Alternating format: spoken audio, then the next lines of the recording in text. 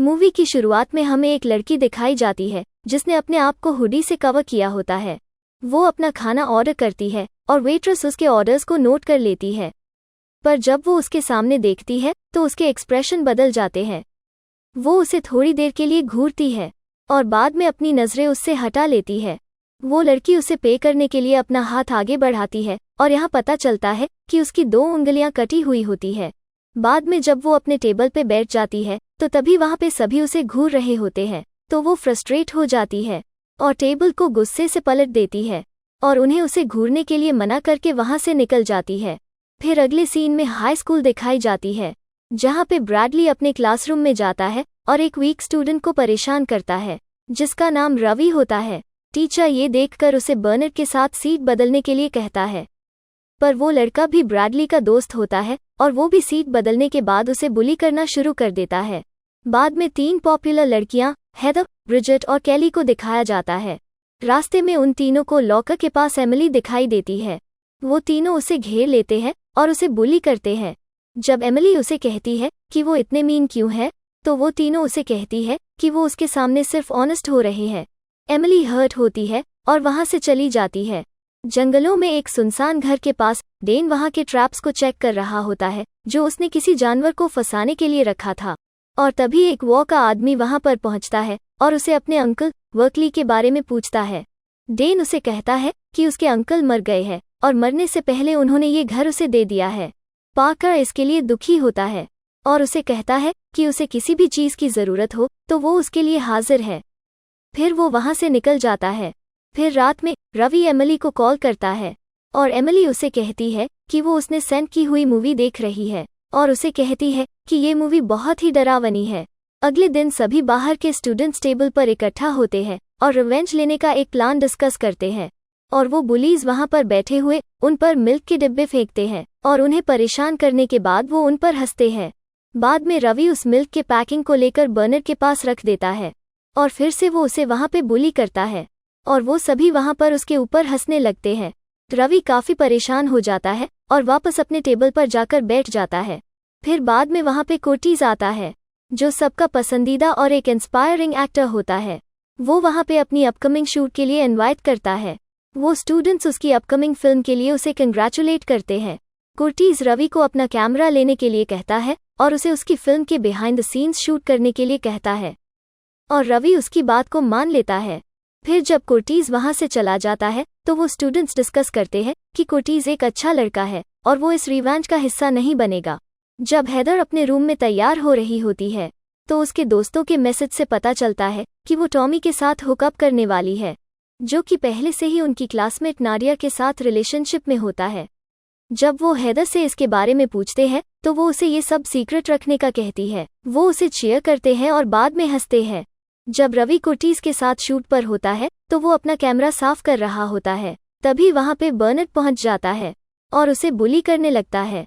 Bernard उसे hold करता है और ब्रैडली उसके कैमरा को तोड़ देता है। डेन फिर वहाँ पर पहुँचता है और उसे पता चलता है कि कैमरा टूट गया है। ब्रैडली उसे कहता है कि उसने ही इस कैमरा को तोड़ा है और वो इसके लिए क्या करेगा, और वो उसे कहता है कि उसने उनके साथ ये किया क्योंकि उसे पता है कि वो उन्हें नहीं रोक पाएंगे। फिर बुलीज वहाँ से मजाक करते हुए निकल जाते हैं। फिर डेन रवि को दिलासा देता है कि उनका टाइम भी आएगा।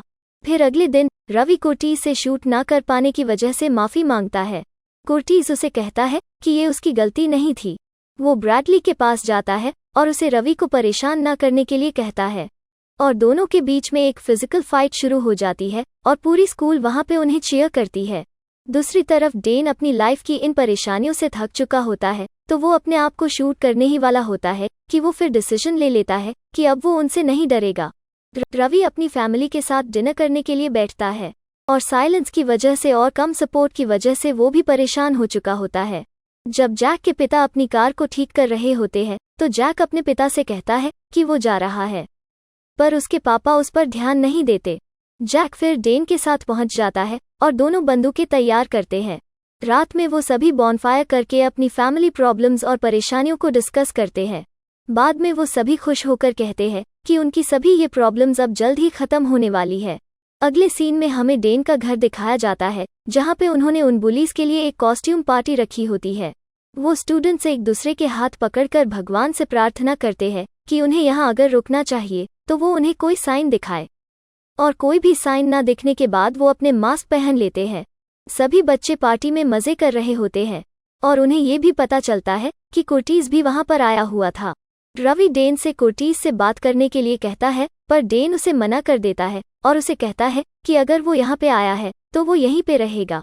फिर वो वहाँ पे अपना समय बताते हैं और किसी को भी वहाँ से जाने के लिए मना करते हैं। वो सभी उनकी ड्रिंक्स में नींद की दवाई मिलाकर उन्हें पिला देते हैं और उस ड्रिंक को पीने के बाद वहाँ पे सभी लोग सोने लगते हैं।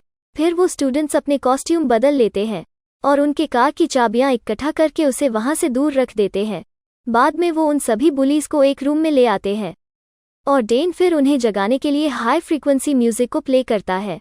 और बुलीज जब वहाँ पे जागते हैं तो उन्हें पता चलता है कि वो सभी चैन से बंधे हुए हैं, और इस सिचुएशन को देखकर वो सब कंफ्यूज हो जाते हैं और उन्हें पता नहीं रहता कि उनके साथ क्या होने वाला है। बाद में डेन वॉइस मैनिपुलेटर की मदद से अपनी आवाज़ बदलकर उन्हें अपने इंटेंशंस बताता है और कहता है कि यहाँ पे वो मौत से भी बदतर नसीब से गुजरने वाले हैं, क्योंकि उन्होंने कई स्टूडेंट्स को बुरी तरह से बुली किया है। वहाँ पे एक लड़का माइल्स वहाँ पे जोक मारता है और सभी को हंसाता है, और उसे सबक सिखाने के लिए वो उसे बोल्ट पिस्टल से उसके फेस और नी पर अटैक करते हैं, और सभी इसे देखकर हंसना बंद कर देते हैं और डरना शुरू कर देते हैं। और एक लड़का रोने लगता है और डेन उन्हें इस सिचुएशन को सीरियसली लेने के लिए कहता है, और बाद में वो उन्हें पूछता है कि क्या कोई इस जगह को लीव करना चाहता है। तो टॉमी अपना हाथ रेज करके उन्हें कहता है कि वो और उसकी गर्लफ्रेंड नाडिया वहाँ से निकलना चाहते हैं, पर डेन सिर्फ उसे ही जाने के लिए कहता है और उसे उस चेन से निकाल देता है। टॉमी को फिर दरवाजे तक ले जाया जाता है और कहा जाता है कि वो अब यहाँ से निकलने के लिए आज़ाद है। वो नाडिया से कहता है कि वो उसे प्यार करता है और जल्द ही वो बाहर से किसी की मदद से उसे बचाने के लिए वापस आएगा। और इसके जाने के बाद डेन नाडिया को कहता है कि उसे यकीन करना चाहिए कि उसका बॉयफ्रेंड उसे हद से ज़्यादा प्यार करता है, और फिर वो उसे कहता है कि टॉमी हेदर के साथ रहकर उसके साथ चीटिंग कर रहा है। बाद में हेदर नाडिया की तरफ देखती है पर कुछ नहीं बोलती तो उसे कंफर्म हो जाता है। जब टॉमी वहाँ से जंगलों से भागकर जा रहा होता है तो वो स्टूडेंट्स उसे चेस करते हैं। टॉमी डेन के ट्रैप में फंस जाता है और बाद में वो बच्चे उसे भी वापस लाकर माइल्स के साथ एक रूम में बंद कर देते हैं। ब्रैडली गुस्से से उन्हें कहता है कि वो सब नर्क में जाने वाले हैं, और डेन उसे जवाब देकर कहता है वो वहीं पर है क्योंकि उनकी लाइफ बुलीज की वजह से पहले से ही नर्क बन चुकी है। डेन बाद में बुलीज को अच्छा फील करने के लिए जैक को बैंजो बजाने के लिए कहता है। रवि बाद में एक शीशी हाथ में ले लेता है और बर्नर्ड के पास पहुंच जाता है। बर्नर्ड फ्रस्ट्रेट होकर उसे गाली देने लगता है, और बाद में रवि उसके शोल्डर में एक लंबा नाइफ घुसा देता है, और दर्द के मारे बर्नर्ड चिल्लाने लगता है और रवि फिर उसे लिक्विड पिला देता है। फिर बाद में बर्नर्ड नीचे गिर जाता है और अनकॉन्शियस हो जाता है, और थोड़ी देर के बाद उसका मूव होना रुक जाता है। रवि फिर उसे छोड़कर वहां से दूर ले जाता है। बाद में वो कुर्टीज के नज़दीक में एक चाबी फेंक कर चला जाता है। डेन फिर उन्हें कहता है कि बर्नर्ड अब पैरालाइज्ड हो चुका है, वो हिल नहीं सकता, पर वो लोग जो भी उनके साथ करने वाले हैं वो उसे फील कर सकता है। बाद में एमिली एक नीडल लेकर बर्नर्ड के पास पहुंचती है। वो पहले उस नीडल को सबके सामने दिखाती है और बाद में उस पिन को उसकी बॉडी में घुसा देती है, और वो कंटिन्यूसली उसके शरीर में नीडल से अटैक करती है, और बाद में वो सभी नीडल्स को उसकी चेस्ट में पुश कर देती है और बाद में खड़ी हो जाती है। फिर वो उसकी बॉडी को ड्रैग करके उन बेहोश लड़कों के रूम में ले जाते हैं। बाद में एंडी अपनी कुल्हाड़ी के साथ अपने अगले विक्टिम को सिलेक्ट करने के लिए उन बुलीज के पास घूमता है। तभी कुर्टीज उस चाबी से अपने आप को छुड़ा लेता है और वहां से बाहर निकलने के लिए भागता है। डेन उसे शूट करने जाता है पर रवि उसे रोक लेता है। डेन फिर रवि से फाइट करता है और उसका मास्क हटा देता है। रवि उसे कहता है कि कुर्टीज उन्हें कभी भी परेशान नहीं करना चाहता, बल्कि वो उनकी तरफ खड़ा रहेगा। पर डेन उसे कहता है कि उसने अपने ग्रुप को धोखा दिया है और वो उसे चाकू से मार देता है। इसे देखकर बाकी के सब घबरा जाते हैं और एमिली रवि के पास जाती है। डेन फिर उन बुलीज को कहता है कि उनकी इस फाइट की वजह से कोई भी ये ना सोचे कि वो लोग बच जाएंगे। कुर्टीज बाहर भागता है और वहाँ पे खड़े हुए एक पुलिस ऑफिसर से मदद मांगता है, पर वो स्टूडेंट्स भी वहाँ पर पहुँच जाते हैं और इस ऑफिसर को मार देते हैं। कुर्टीज उस ऑफिसर की गन ले लेता है और वहाँ से भाग जाता है। एंडी और जैक कुर्टीज को चेस करते हुए उस ऑफिसर के पास पहुँचते हैं। दूसरी तरफ एमिली रवि के पास बैठी हुई होती है और तभी जैक वहाँ पर पहुँचता है। एमिली उसे कहती है कि डेन को ये सब करने का कोई हक नहीं है, पर जैक उसे कहता है उन्होंने जो स्टार्ट किया है उसे पूरा तो करना पड़ेगा। फिर हेदर को वो चेयर से बांध देते हैं और एमिली उसके फेस पर एक करोसिव कॉम्पाउंड लगाती है और डेन उन्हें बताता है कि कैसे ये कंपाउंड उसकी बॉडी को खाने लगेगा। एंडी फिर डेन को इन्फॉर्म करता है कि कुर्टीज मदद लेने के लिए गया पर नाकामयाब रहा। ब्रैडली फिर डेन को मास्क के पीछे छिपने के लिए काय कहता है और डेन उसे कहता है कि ये जो वो कर रहे हैं उनके साथ वो उन्हीं के कर्म है। डेन फिर ब्रैडली के पास जाकर अपना मास्क निकालता है और उसे कहता है कि उसे ज़रूर पता रहना चाहिए कि किसने उसकी लाइफ को बदल के रख दिया। फिर डेन उसे कहता है कि उसे अब उसकी पूरी जिंदगी अंधेरे में रहकर बितानी है। दूसरी तरफ कुर्टीज भागकर पाका के घर तक पहुंचता है। वो उससे मदद मांगता है पर कुर्टीज के हाथ में गन देखकर वो उस पर गन रख देता है और उसे गन से बेहोश कर देता है। एमिली फिर अपने अगले विक्टिम ब्रैडली से मिलती है जो उसे हर्ट ना करने की भीख मांगता है। एक लड़का पीछे से उसे ये सब करके उन्हें और भी प्लेजर देने के लिए मना करता है पर डरा हुआ ब्रैडली उससे भीख मांगता ही जाता है। ब्रिजेट फिर एमिली को कहती है कि उसे पता है कि वो कौन है। एमिली फिर अपना मास्क उतारती है और उसे देखकर बाकी के लड़के भी अपना मास्क निकाल देते हैं। ब्रिजेट उससे अच्छे से ना पेश आने के लिए माफ़ी मांगती है। एमिली उसे कहती है कि वो उसे जाने देगी अगर वो ब्रैडली के फिंगर्स काट दे। फिर वो ब्रिजेट को चेयर से बांध देते हैं और ब्रैडली को उसके फिंगर्स काटने के लिए उसे गन से फोर्स करते हैं।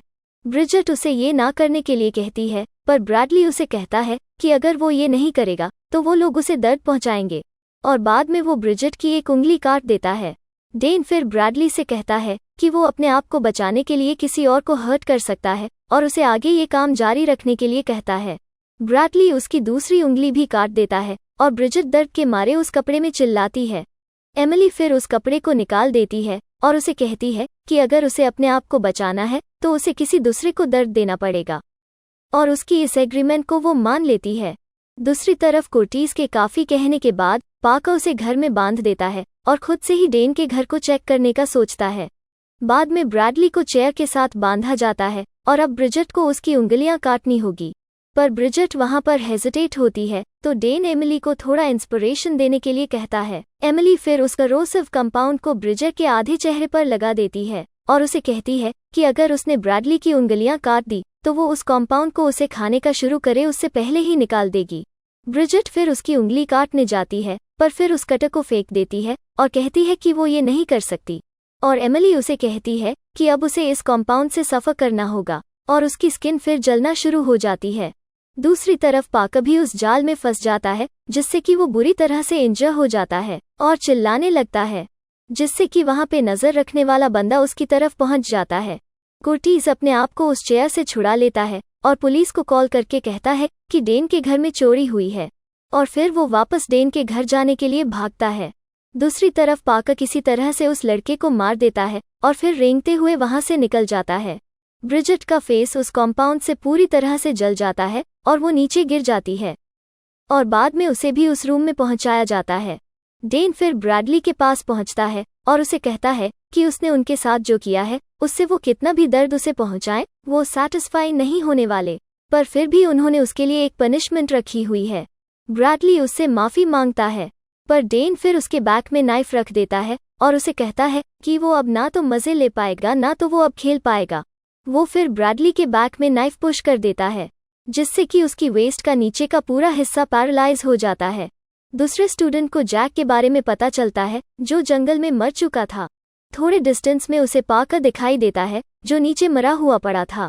वो उसकी बॉडी को चेक करने के लिए किक मारता है और बाद में पाका मौका देखकर उस लड़के को भी मार देता है। दूसरी तरफ डेन उन्हें स्पीच देता है कि इस रात के बाद उनकी जिंदगी कैसे बदलने वाली है। तभी रिक गुस्से में आता है और उन लोगों की इंसल्ट करता है और उसके बाद सभी उसे घेर लेते हैं और डेन उन्हें कहता है कि उनका अगला विक्टिम उन्हें मिल गया है। कुर्टीज फिर पाका से मिलता है और उसे पूछता है कि वो ठीक है कि नहीं। पाका उसे उसकी चिंता करने का मना करता है और उन बच्चों को बचाने के लिए कहता है। जब एंडी और जैक रिक की जीप काटने जाते हैं तो तभी वहां पर कुर्टीज पहुंच जाता है और उन्हें रुकने के लिए कहता है। डेन फिर उसे कहता है कि उन्हें उससे कोई प्रॉब्लम नहीं है और वो यहाँ से चला जाए। कुर्टीज उसे कहता है कि वो उसका दोस्त काफी लंबे समय से है पर वो उन्हें ये नहीं करने दे सकता क्योंकि रिक ये डिजर्व नहीं करता, पर डेन उसे कहता है कि वो ये डिजर्व करता है। और एंडी को आगे प्रोसीड करने के लिए कहता है। कुर्टिस तब एंडी को शूट कर देता है और उसे मार देता है। डेन फिर बाद में कुर्टिस को शोल्डर पर शूट करता है और बाद में उस पर बंदूक रख देता है। जब वो उसे मारने जाने ही वाला होता है तो एमिली उसे शूट कर देती है और कहती है कि अब बहुत हो चुका है। जैक भी उसकी तरह ही फील करता है और दोनों बाद में एक दूसरे को हग कर लेते हैं। एमिली फिर कैली की तरफ देखती है जो सबके बीच में बिना इंजरी के बैठी हुई होती है। वो उसे कहती है कि उसे सिर्फ उसका दोस्त बनना था। जैक बाद में एमिली को शूट कर देता है और अपने आप पर गन रख देता है। पुलिस वहां पर पहुंच जाती है और जैक को गन रखने के लिए कहती है। जैक उन्हें कहता है कि बाहर जंगल में और भी लड़के हैं। पुलिस उसे सुसाइड करने का मना करते हैं और कहते हैं कि वो उसके लिए कुछ करेंगे, पर जैक अपने आप को शूट कर देता है और बाद में सीन बदल जाता है। एक रिपोर्टर वहां पे उस इंसिडेंट को रिकॉर्ड करके रिपोर्ट करती है और बाद में हमें कुर्टिस को अपने इंजर्ड आर्म के साथ दिखाया जाता है। फिर कैली भी इस एक्सपीरियंस की वजह से सुसाइड कमिट कर लेती है। और मूवी की शुरुआत में जो लड़की दिखाई गई थी वो ब्रिजिट होती है और मूवी यहाँ पे ख़त्म हो जाती है। वीडियो अच्छी लगी हो तो वीडियो को लाइक ज़रूर करना। इस चैनल पे अगर आप नए हो और या आप ऐसे ही फिल्म्स एक्सप्लेनेशन के वीडियोस देखना पसंद करते हैं तो हमारी इस चैनल को सब्सक्राइब ज़रूर करना। Have a good day and thanks for watching.